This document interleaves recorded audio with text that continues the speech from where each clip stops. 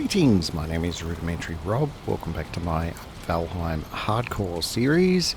Today we've got a bit of a tidy up exercise. I put up an announcement on my community page that I'm going to be doing a live stream for the Easter weekend. I'm sort of working on exactly what the time frame will be for it, but I had a few pre-recorded bits of my Valheim to convert into episodes, and the good news is this is the last of the recordings that I'd made, and it has, I'll say, distilled down into a very neat little double feature, and little is correct. It's a whisker under 16 minutes. So, yeah. Get comfy, put on your favourite helmet, and let's get the show on the road, as they say.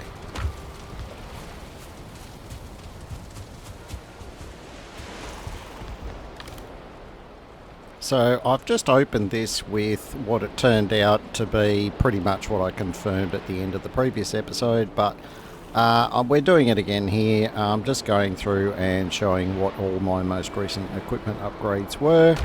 I sort of did it at the start of this one because I couldn't remember if I'd done it at the start of the previous recorded session. It turned out I did, so yeehaw. Anyway, we are heading up to the, I guess you could say, northwest along the coast here. More west than north, but that's fine. We're just inspecting some trees that we've been experimenting on to try and get some more fine wood. Some of the experiments you can judge by the volume of charcoal that's lying around. Some of the experiments went a bit better than others, but we did end up getting a little bit more fine wood out of it, so it wasn't entirely a wasted exercise. That said though, look, we're going to end up using the charcoal at one point or another anyway, so it's all good. Now, it's been a little while since I've been up to this shack. I was reasonably sure I did clean it out the last time I was up here, and it turns out we did. But because charcoal and wood are kind of heavy, we've decided to leave those behind because we have an ulterior motive for coming up here. We are still on the hunt for more skelly bones. And more particularly, I would be very interested in getting more skeleton trophies. We still need a few for the bone tower shield, and if we can get a few more beyond that, they will definitely come in handy down the track. So, what the plan is, and look, you can draw your own conclusions by how short this session is, but I'm not going to spoil the end. But the plan is to revisit the entrance of this crypt, and by entrance I mean the outside of it, to not actually go inside. Now, the reason for coming back here is, unlike the skelly stones in the meadows, which only seem to very fitfully respawn skeletons, the entrance to a crypt, they seem to respawn them more frequently. And because I haven't been up here in 20 or 30 days, in Valheim terms, I thought, you know what, we're going to come back up here and we're going to see if we can find any skellies up here. And, well, we found one. I was kind of hoping he'd have two buddies, but for some reason they weren't there. Now, that could just be that they got, smashed to bits by something else, and the thought of that was enough to make me potentially revisit my plan. But we're a little bit, well, let's say determined. So yeah, we're gonna scout here, and the scouting we're doing is obviously along the very edge of the meadows and Black Forest sort of border, but we're also going to stick our head inside the Black Forest, a distance that's not something we can't just turn around and run away to get back to the meadows. So, I mean, judge that how you will, 20 yards, 20 metres, whatever you want to call it. We're just sticking our nose in basically just to see if there are any crypt entrances nearby that may have additional skeletons. We're looking for broken stone towers that may spawn skeletons. We're just looking for any new source of skeletons that we may not have tapped already. Now, having this storm blowing like a bugger was making it a bit hard to hear much else, but I did hear those grey dwarves over there and took that as a sign that I should not go any further in that direction. However, as with previous explorations in this area, I heard the very telltale grumble of a troll. Now, I haven't cut anything here, but I'm not sure if you'll be able to see him. He was in there a little ways, and with the storm he was barely visible. I only spotted him, he's sort of in there. I only spotted him because he was like a shadow that sort of moved in the background, and with that was the telltale grumble of a troll. So yeah, when it comes time to me wanting a troll, in terms of to try and kill one, I know where the first one is that we're going to find. He's just in here somewhere, but we're going to leave him alone for now, because we really are not in a good way to try and handle a troll at the moment. Look, I could probably maybe do a bit of prep, raise a wall, stand on the wall, shoot the troll kind of thing, but with the damage I do, even with this bow, it's going to take me a month of Sundays to take a troll down, and yeah, I'm just not on board with that at the moment. More for the fact that if you kill a troll, it actually unlocks the ground is shaking base raid, which means periodically I could get attacked by up to 3 trolls at my base, and I'm not really ready for that just yet. So yeah, I'm going to leave killing a troll for a while, and possibly for a while longer, but it is on my short to mid-term to-do list. Anyway, we're revisiting this broken tower, and yeah, we've already looted that chest previously, and we're going to push on down to the coast here just to see if there's anything else of interest. But I mean, we've sort of scouted this when we came out previously, and we didn't really see much of interest here, so I'm pretty much speeding all of this up now, because there's really, I mean, the storm makes it terrible, but there's really literally is not much to see there, other than those few grey dwarves and the troll up in the tree line there, heading down towards the coast and down towards the shore. There is just nothing of interest at this stage. So given there's a couple of spawners there, I did not want to push any further, because spawners are bad news. It would take me a while to kill one. Because there's a storm, I'm not really going to be able to set it on fire and kill it that way. And any of the alternatives are really not alternatives, so we're going to leave them alone for a while as well.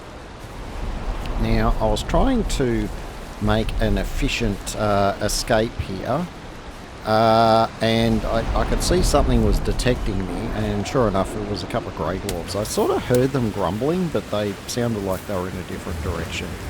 So there may be some other grey dwarves up in there, and that's just these guys were being a bit sneaky. Both of them are just regular grey dwarves, and I elected to do a little keep them at arm's length with the bow kind of tactic, and it really did sort of work. We ended up killing one of them without taking a hit, and we dodged all the thrown stones, and as you can see, we managed to parry him without going anywhere close to being staggered. So yeah, the regular grey dwarves are not going to be a problem for us at this stage. Now, this is the end of that particular short session. I was looking for somewhere heroic that I could stand in the middle of the storm to close off this recording, because I thought this is just going to be an episode by itself. And yeah, we'll catch you next episode. Oh wait, this is the next episode because it's all in one. Anyway, I was out exploring, doing some more pushing into the edge of the Black Forest, and I saw this burial chamber, and I thought, look, I'll stick my nose in, and I'll see what's there. And I didn't even see that skeleton, and he took off 2/3 of my health, so he's probably a 1-star or higher archer. He's probably not a 2-star, because I reckon a 2-star would have just killed me in one arrow, so it's probably a 1-star. So the plan to set up camp there and clear that, a few rooms out of that crypt, that's not going to happen. So we're moved on to plan B, which was to continue exploring into this particular Black Forest area to see what else we could find. Look for more skeletons, look for more loot. I wonder how we get on in this particular area.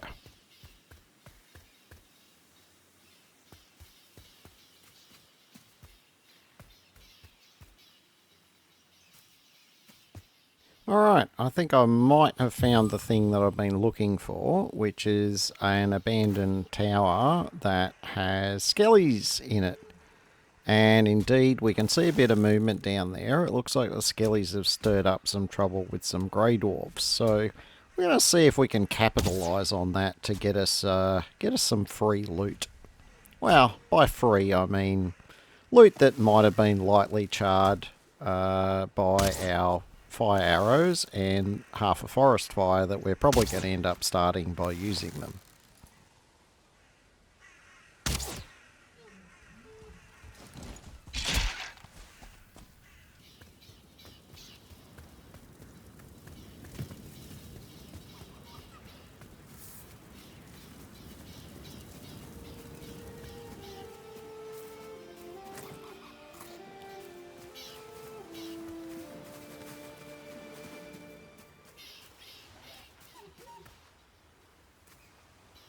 Well, that's all gone pretty well so far, and we've got ourselves a tower here with some ladders that are still mostly intact.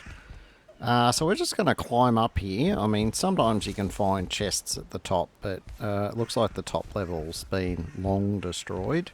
So no chest on this account, but we do have this little perch where we can hurl some abuse, and by abuse I mean fiery arrows, at a couple of grey dwarves down there.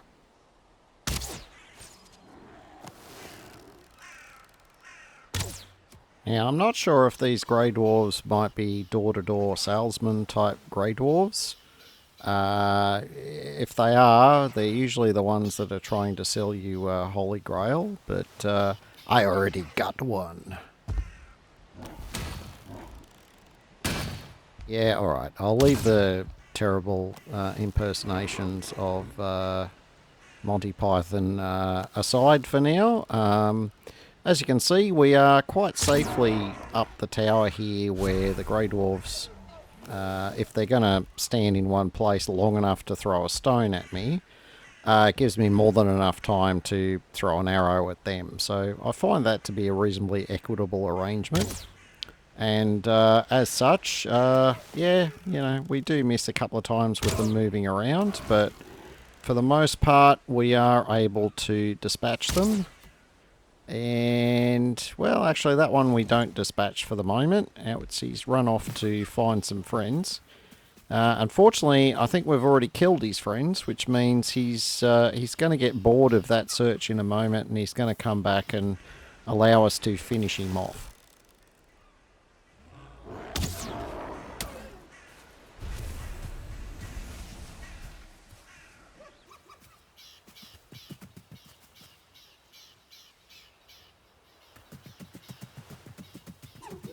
Alright, now I saw my previous marker I put down this way to indicate there's a troll cave there. Unfortunately, there is also a troll in that general direction as well, so, I mean, that's not a completely unforeseeable thing, but I was wanting to scope it out because if we could get to the actual entrance to the troll cave, there is always a couple of skelly bones there, and that would be free loot if there wasn't a troll there. But because there was a troll there, that's just going to have to wait for another day. So yeah, we've run back to the base. We're going to do a quick little tidy up and indicate that we are at the end of this episode. If you've enjoyed it, don't forget to give me a thumbs up and to consider subscribing if you're not already subscribed. Until next time, my name is Rudimentary Rob. Thank you very much for watching and have an absolutely fantastic day.